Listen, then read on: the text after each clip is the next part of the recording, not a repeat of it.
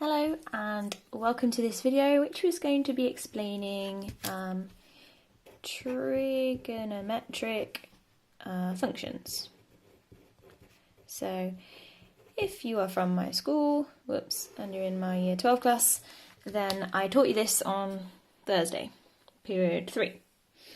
I can't remember the date on Thursday, sorry. But yeah.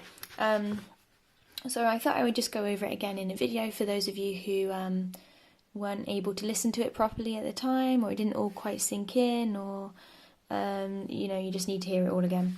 So what I said was, when you have a right angled triangle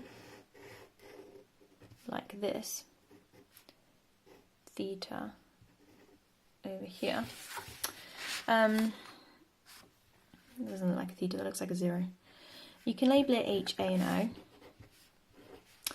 And because sine theta is opposite over hypotenuse, you could say that the opposite is H sine theta.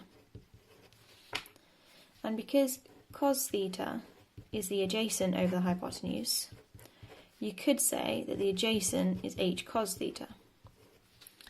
So instead of calling these A and O, you could call them H cos theta and H sine theta. And then depending on what H is going to scale up the size of the triangle. So the sides will be in perfect proportion because obviously it'll be a similar triangle. It's convenient often for us to just think of H as being 1, because then you get like what you might call a unit triangle, I guess. I don't know if anyone actually calls it a unit triangle, but yeah. So if we, if I just draw some axes, and I'll just go for 90, 180, 270, 360, and let's also do minus 90 and minus 180, okay, and I'll do the same.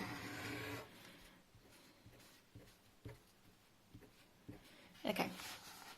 We're going to use this graph for the height of the triangle, which is H sine theta, and we'll do this one for the width of the triangle, which is H cos theta. Okay, so if I take, tell you what, I'll leave that to the side. If I take a triangle, and I start with theta being really small, and then I make theta a bit bigger, and a bit bigger, and a bit bigger, what happens to the height and width of that triangle as theta increases? So as theta opens up like this, we can see that, pretend all of these hypotenuses are the same. I know they kind of don't look like it. As theta is really small, the height is really small, but it gets bigger as theta gets bigger. And when theta is really small, it's really wide, but it gets less and less wide as theta gets bigger. Technically speaking, when theta is 0, we have this closed triangle. And a closed triangle is basically a line which has no height. So when theta is 0, we have no height, so the height is 0. And it then increases. Once it gets to 90, why can't I draw a straight line? Once theta gets to 90 degrees, it's a closed triangle again, but it's closed vertically. And the height is its maximum height it can possibly be, which is the same as the hypotenuse. So we can say that it goes to the maximum possible height, hypotenuse. In terms of the width, it starts off as having the maximum width it could possibly have, and it decreases until when theta is 90 degrees, there's actually no width to it at all. So we get to that. Let's pretend that goes through 90. There we go. Okay, now let's think about what happens when theta actually goes past 90 degrees.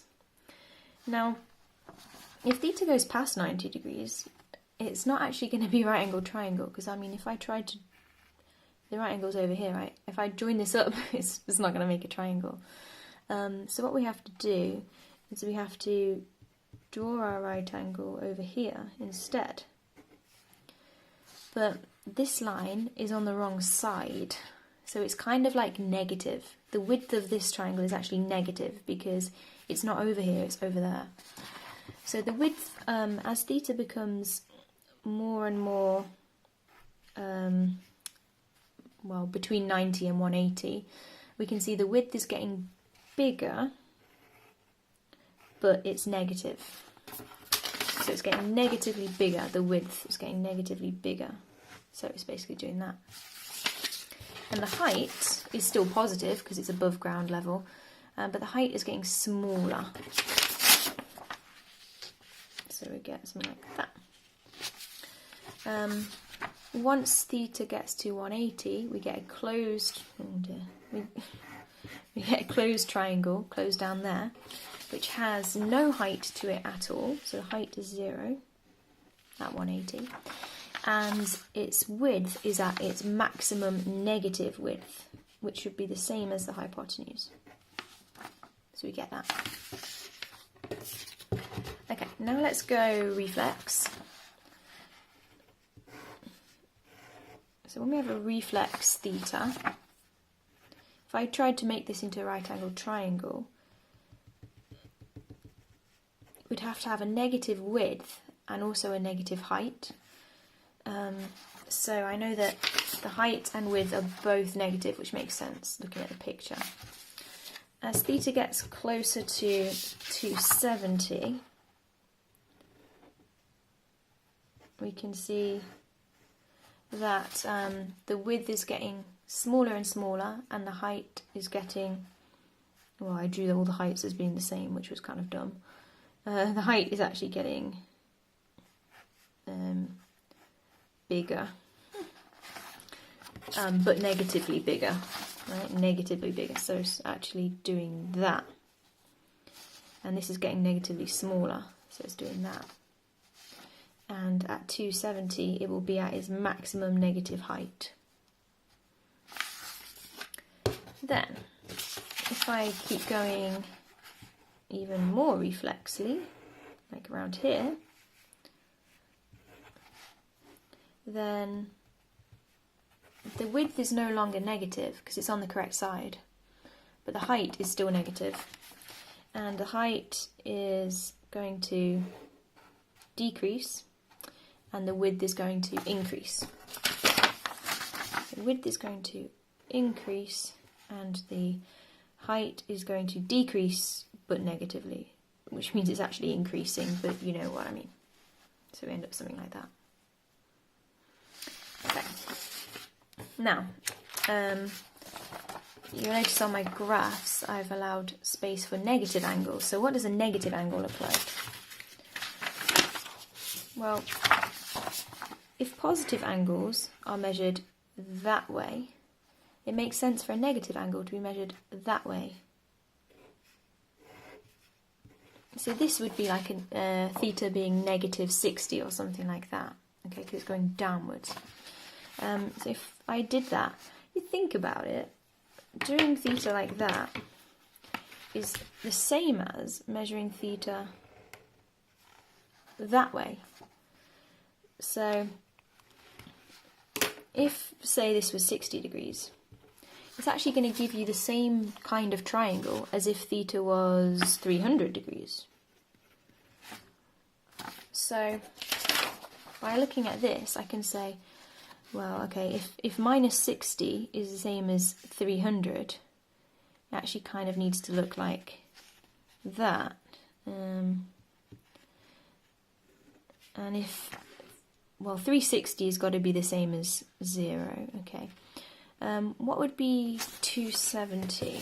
So 270 looks like that, which I can see is equivalent to negative 90. So 270 has to be the same as negative 90, so that has to look like that. And 180 has to look the same as negative 180. Yeah, it's a Pokeball. So 180, negative 180. So it should look like that. And that's how we get this repeating pattern. I can do exactly the same with the width. So that's the same as that. So that's like that. And that's the same as that. So that's like that. So you get this repeating pattern. Now, to draw a graph of just sine and cos rather than h sine and h cos, we simply say let h equal 1.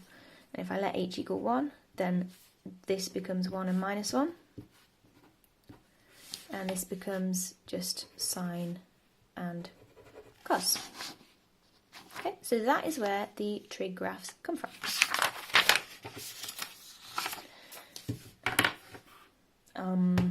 Is that all I need to say?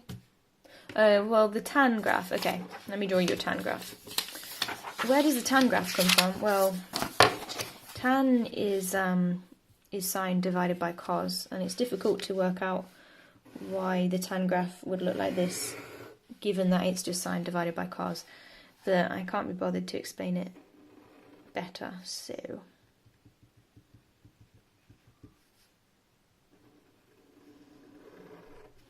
all I will say is, tan is the opposite over adjacent.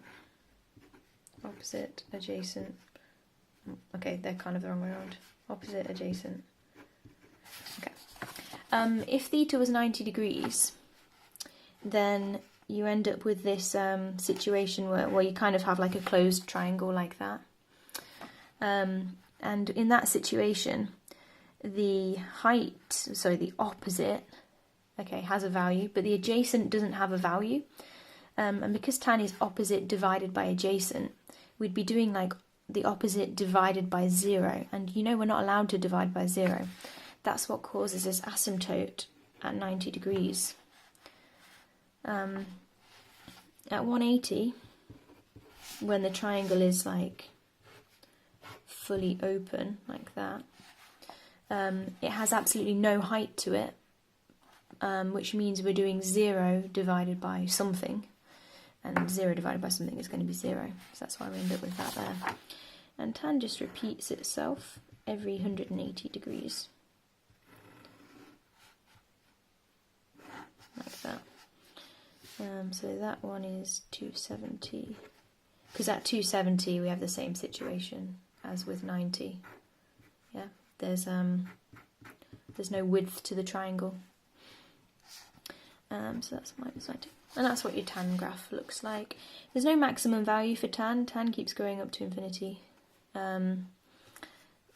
But just for reference, 1 is... I should put it a bit lower down. 1 is at 45 degrees. Because at 45 degrees you have an isosceles triangle.